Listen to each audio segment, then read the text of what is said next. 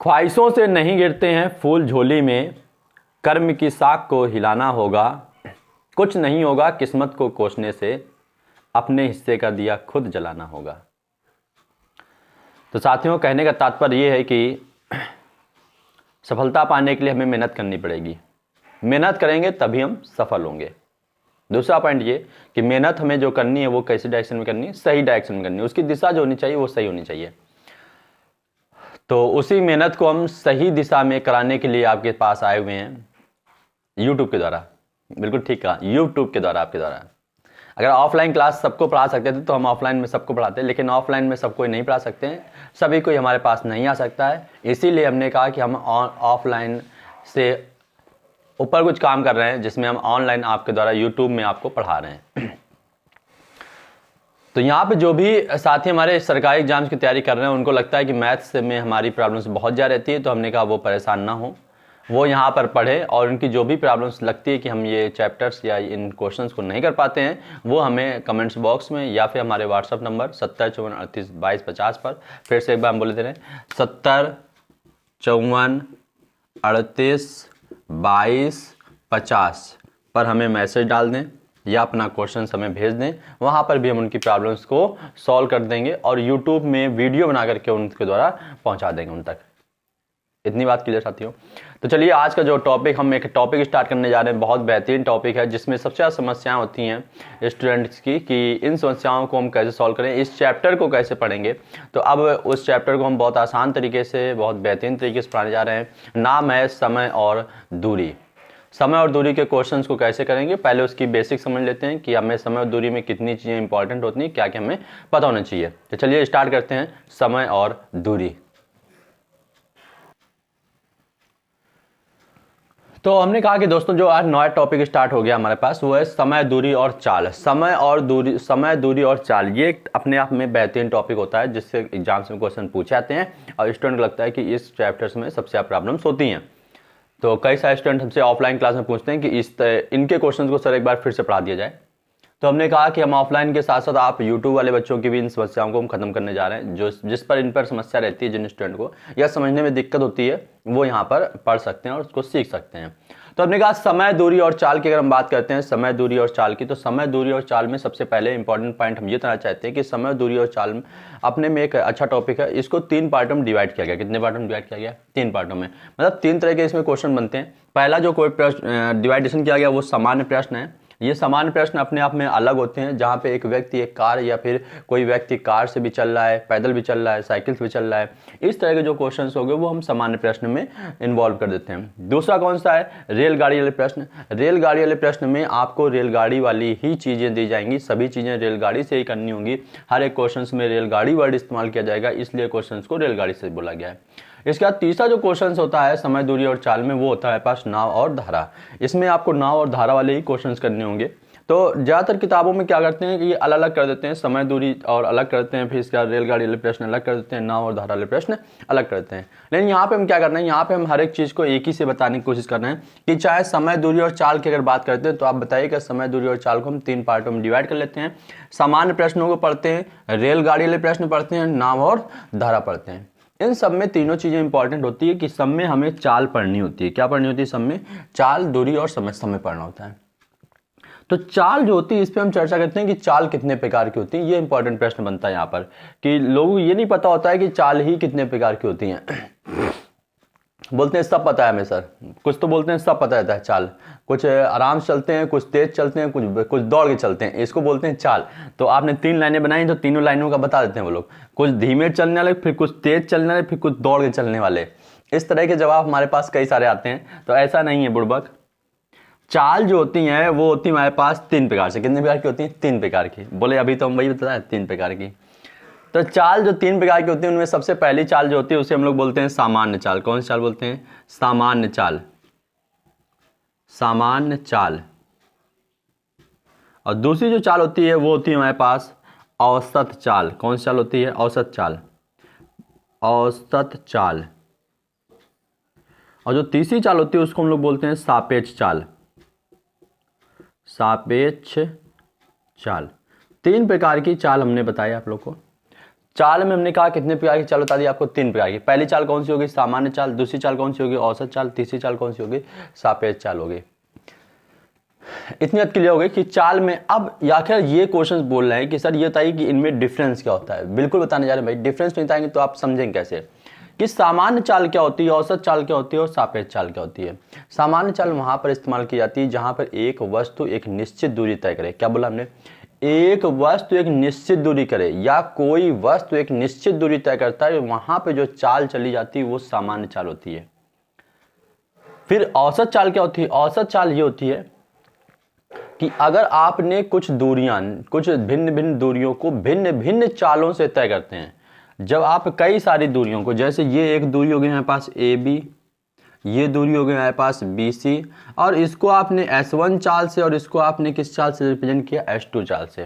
तो जब आपने इसको S1 और इसको S2 चाल से तय किया तो हम ये पूछेंगे कि आपने टोटल कितना एवरेज स्पीड आपकी क्या रही, ये पूछेंगे कि आपकी औसत चाल कितनी रही। तो ये बात समझ में आ गई कि जब भिन्न भिन्न दूरियों को भिन्न भिन्न चालों से तय किया जाए, वहां पर जब हम आपसे पूछें कि आप अलग अलग चाल ना उतार करके एक चाल बताइए कि एक चाल क्या होगी आपके आने की, तो उसको हम लोग कौन सी चाल बोल देते हैं, जाकर के औसत चाल या फिर एवरेज स्पीड बोल देते हैं।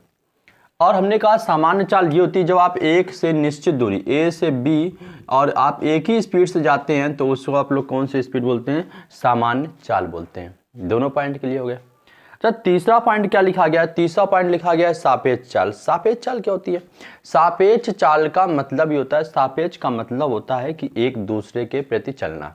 तो सापेक्ष चाल भी 2 प्रकार की होती है। देखो सापेक्ष चाल के लिए पहले तो हम ये बता दें कि 2 वस्तुएं गतिमान होनी चाहिए। कितनी वस्तुएं गतिमान होनी चाहिए, 2 वस्तुएं गतिमान हो। 2 वस्तुएं क्या हो, गतिमान हो। जब 2 वस्तुएं गतिमान होती हैं, जब 2 वस्तुएं गतिमान होती हैं, एक साथ 2 वस्तुएं गतिमान कर रही होती हैं, वहां पे जो चाल ली जाएगी वो कौन सी चाल ली जाएगी, आपकी सापेक्ष चाल ली जाएगी। इस बात को आपको ध्यान देना होगा। दोनों पॉइंट, तीनों पॉइंट क्लियर हो गए। अभी हमने कहा कि चाल कितने प्रकार की हो गई, 3 प्रकार की, ठीक है ना। पहली कौन सी चाल हो गई, सामान्य चाल। दूसरी कौन सी चाल हो गई, औसत चाल। तीसरी कौन सी चाल हो गई, सापेक्ष चाल। सामान्य चाल में हमने कहा एक निश्चित दूरी एक निश्चित स्पीड से तय करते हैं तो उसे हम लोग सामान्य चाल बोलते हैं। औसत चाल का मतलब होता है जब भिन्न भिन्न दूरियों को भिन्न भिन्न स्पीड से, भिन्न भिन्न दूरियों को भिन्न भिन्न स्पीड से आप तय करते हैं तो वहां पर जब आपसे टोटली चाल पूछी जाती है तो उसको हम लोग एवरेज स्पीड बोलते हैं।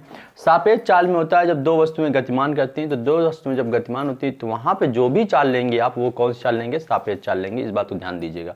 फिर से हमने क्या बोला, जहां पर 2 वस्तुएं गतिमान हो, जहां पर भी 2 वस्तुएं गतिमान हो, वहां पे आप जो भी चाल लेंगे वो कौन सी चाल लेंगे, सापेक्ष चाल लेंगे।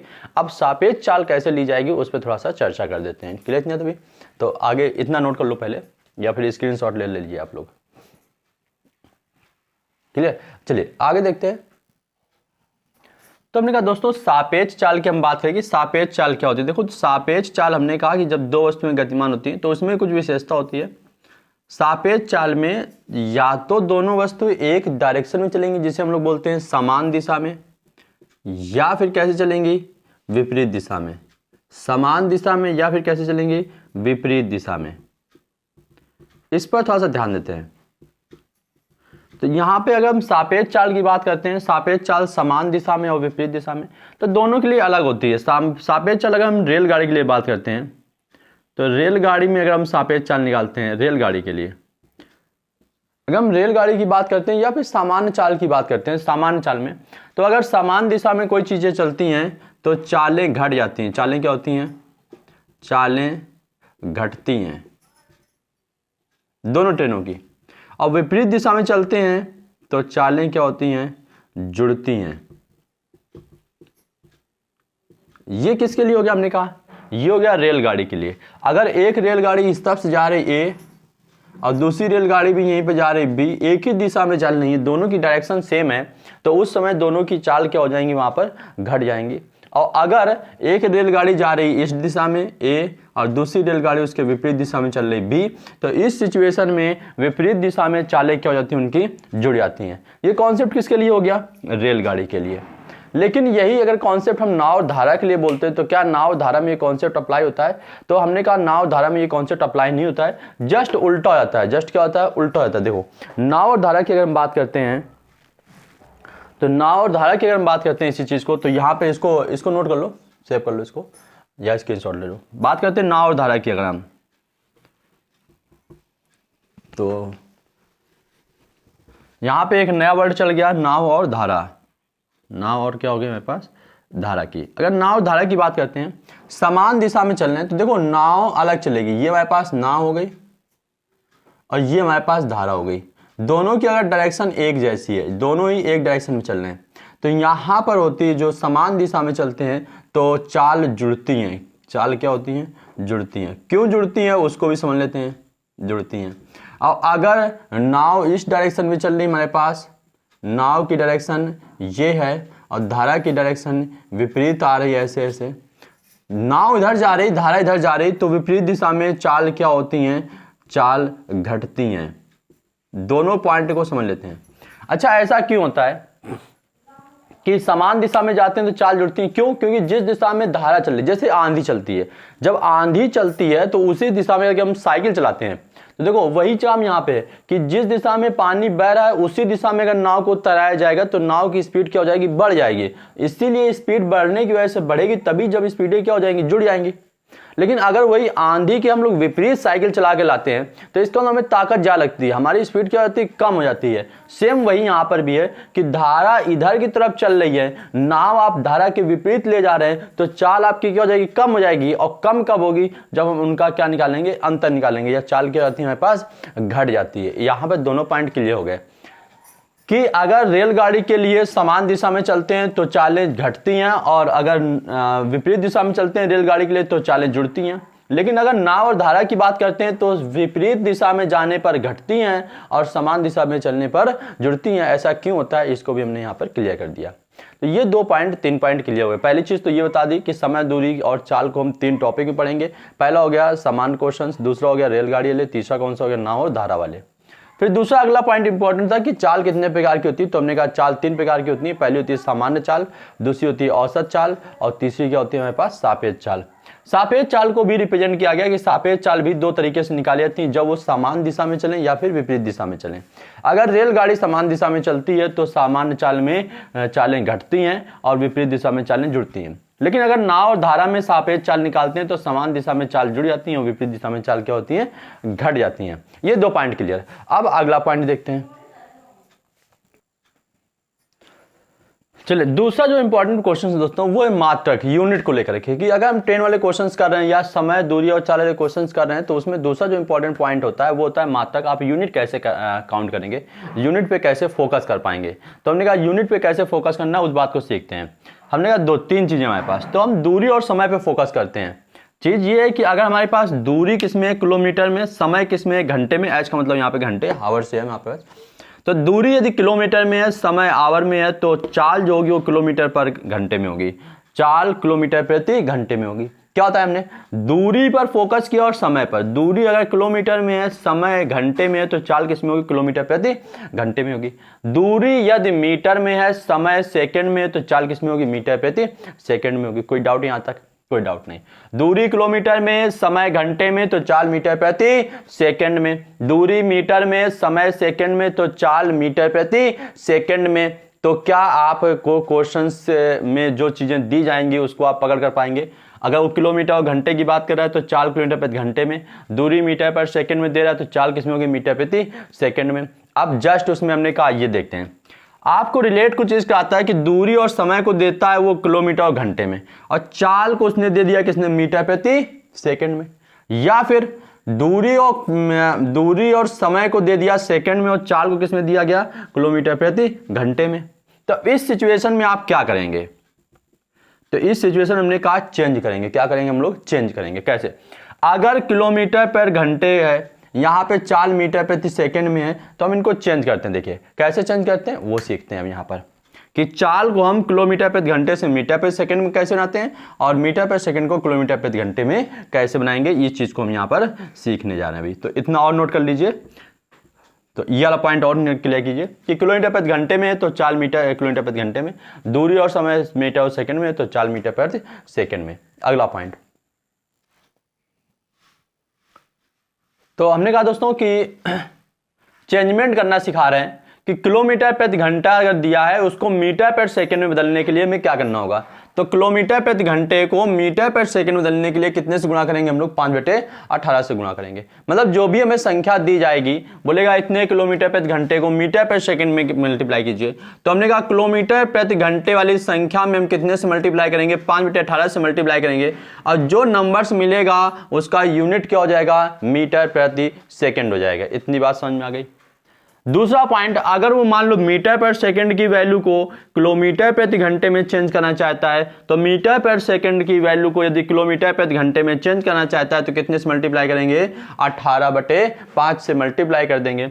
18/5 से मल्टीप्लाई कर देंगे मीटर पर सेकंड वाली वैल्यू में, तो जो नई वैल्यू मिल करके आएगी वो उसका यूनिट क्या हो जाएगा, किलोमीटर प्रति घंटा हो जाएगा। इतनी बात समझ में आ गई। क्या सर घंटा है, थप्पड़, बड़ा दिमाग तेज चलने लगता है फिर।